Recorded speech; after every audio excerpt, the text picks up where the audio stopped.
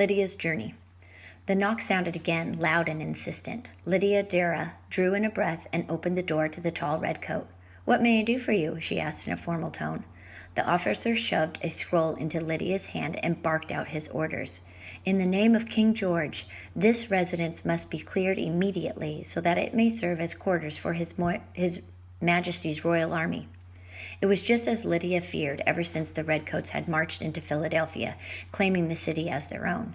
It made Lydia flush with anger just to think about that legendary September day of 1777, when foes of the Revolution came to occupy her city.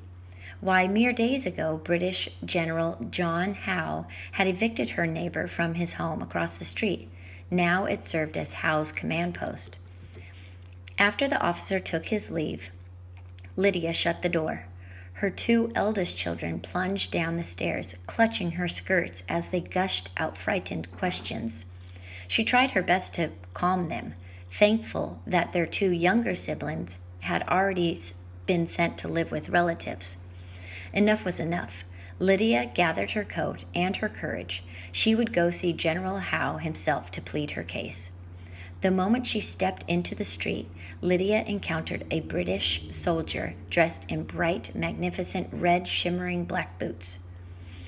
It was actually her cousin, an Irishman named Captain Barrington.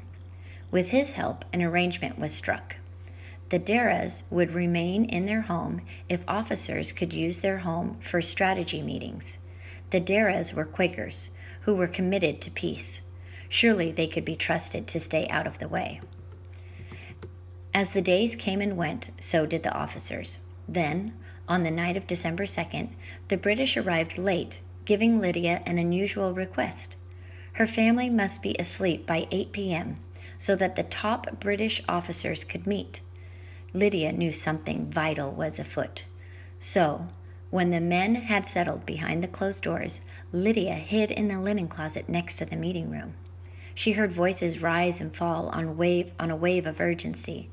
The news was alarming. The British would mount a surprise attack on General Washington's troops. As the details came into focus, Lydia returned to her room, where she lay awake hatching a plan.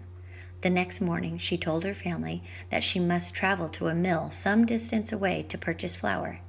Then, carrying an empty sack, she set out on foot. Once the British were far behind, Lydia made her way through the snow towards Washington's camp. Encountering a friendly officer, she advised him of the impending attack. Now, alone with her secret, she awaited the consequences of her actions. When Lydia spied the redcoats marching back to Philadelphia, it was with the gloomy air of retreat. The word was spreading their surprise attack had been foiled.